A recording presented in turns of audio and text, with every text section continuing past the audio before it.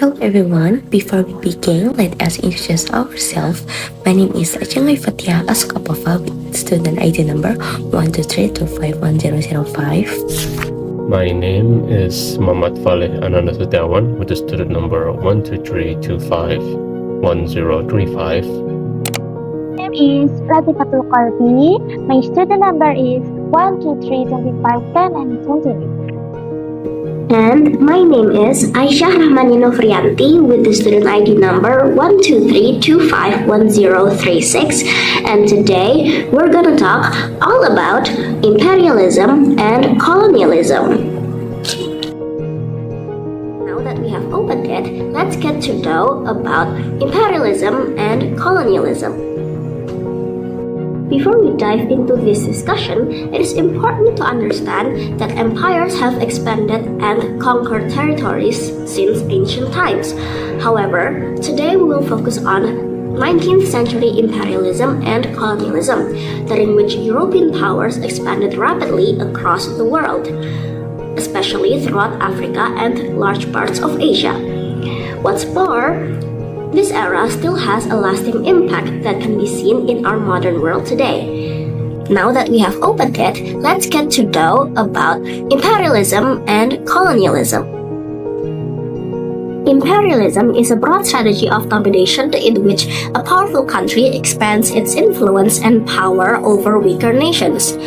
What drives modern imperialism in the 19th century includes industrialization, technological superiority, and national competition. Demands for raw materials and markets increased, conquests became easier with their technological development such as steamships, railways, and machine guns. Not to mention the idea of empires as national prestige further motivated them to compete for global power and expansion. More specifically, there are two types of imperialism. The first one is informal imperialism, where a powerful country dominates another region economically and financially without directly governing it. An example is Britain, who influenced Latin America through trade and finance. The second one is formal imperialism, where a country directly occupies and governs a territory, including its political and administrative systems. Examples of this can be found in France ruling Algeria and Britain ruling India directly after 1857. Now, you may wonder, why target those regions as colonies? The answer is that they provided exactly what the European countries needed, especially in raw materials for their factories, markets to sell their products, and places to invest their money, like the British textile manufacturers who relied on cotton from India and Egypt. These regions provided access to valuable resources and served as markets for European manufactured goods, making them attractive targets for imperial expansion. Even without direct colonization, European powers could still exert influence through trade, banking, and investment. But how did imperialism last for so long? One reason was ideology. Europe powers used certain ideas to justify their expansion, making it seem like a moral duty rather than exploitation. These ideas were mainly based on beliefs about superiority, civilization, and nationalism, which are reflected in three major ideologies. That is, social Darwinism, The belief that the competition among colonial nations reflects survival of the greatest in nature. Second, the civilization mission. The claim that Europe countries have a duty to spread the light of civilization, Christianity, and progress to barbaric and uncivilized nations. And finally, scientific reason, where theories such as Herbert Spencer use evolutionary logic to frame other races other than whites and below them and justify aggressive expansion. This reasoning justified imperialism as a moral duty rather than exploitation, as evidenced by the concept of the white man's burden conceived by Richard Kennedy. He expressed the belief that imperialism is the moral burden of the white race, that the duty of the white man is to help civilize the rich non-whites across the world. These ideologies match structural inequality by institutionalizing Europe values and racial identities. Nationalism further persists. For example, post-1871, Germany first colonies were for global prestige and the symbolism of modern power than for economic necessity. Now that we understand what's behind that action, let's talk about one of the continents they completed for Africa. No other reforms could better describe the intensity of modern imperialism than this scramble for Africa. It was a period around 1880 until 1800, where Euro powers partitioned and conquered large swathes of Africa, switching from complete influence in Africa using trade to direct conquest. This expansion culminated in the Berlin Conference of 1884 until 1885, convened by Otto von Bismarck. In the conference, the Euro powers formalized rules for African occupation and divided the continent among themselves. Borders were drawn with the configuration of the local ethnicities, linguistic, and cultural groups. African leaders were not consulted on these changes and were excluded from deciding the fate of their own tribes and nations. Europe nations scramble for Africa shows how modern imperialism had led to rapid conquest, exploitation, as well as artificial division of the continent. As imperialism went on, competition among imperial powers intensified global tensions. Powerful tensions emerged among countries such as Britain, France, Germany, even Russia and Japan to strengthen their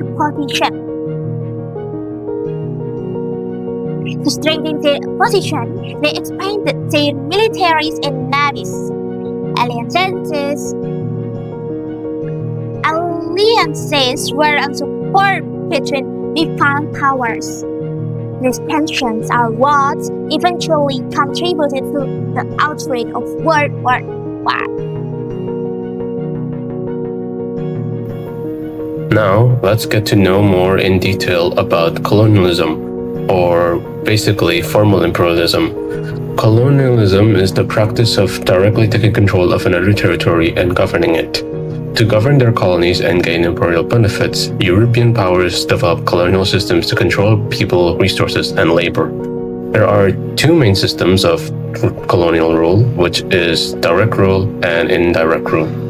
Under direct rule, colonial powers governed the colony themselves and often attempted to spread their culture, like France wanted Africans to adopt French language and laws and culture. But under indirect rule, colonial powers governed through local leaders while maintaining ultimate authority, like how Britain used traditional rulers in Nigeria while still having the real power behind them. Besides different systems of rule, there were also two main types of colonies, which in settler colonies, some Europeans migrated and settled permanently, and in extractive colonies, the primary goal was to obtain resources and generate profit.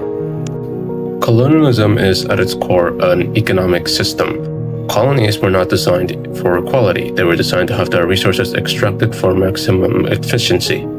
Native agricultural systems were reshaped to prioritize cash crops such as rubber, cotton, cocoa, and etc. over subsistence farming. Economic extraction usually assumes coercive forms, with colonies being imposed brutal quotas and that they must make in time to avoid punishment. And these punishments are quite often brutal and tormented the natives of the colonies. As a result, colonial economies typically feature a monoculture dependency, the reliance on a single export commodity, forced or semi-forced labor systems, and infrastructures that are built purely for extraction, such as railways connecting mines to ports. Similarly, cash-only taxes that forced indigenous populations into the colonial wage labor market, ensuring economic dependency. But colonialism didn't just transform the economies of the indigenous populace. They also completely altered their culture, education, religion, language, and social systems. Missionaries usually accompany colonial administrators, with Christianity rapidly expanding in Africa and parts of Asia, with it being linked to Western way of life and education. This education system created new colonial elites, which are people who serve colonial bureaucracy, yet also absorb alignment and nationalist ideas from Europe. While assimilation policies were ostensibly made to integrate the local populace through language and culture, true equality was rarely granted.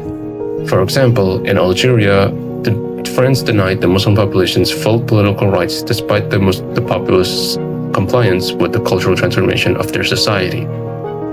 And in British Kenya and Southern Africa, European settlers seized the most fertile land in the region and created new racial laws and social privileges that ensured white dominance in the area. Colonialism. These traditional societies, yet no one thought the education provided by the colonial powers would have an unexpected effect. It created educated local elites who later led anti-colonial movements, using the ideas that the colonizers themselves promised, such as freedom, equality, and nationalism, to challenge colonial rule. Colonized people didn't simply accept colonial rule.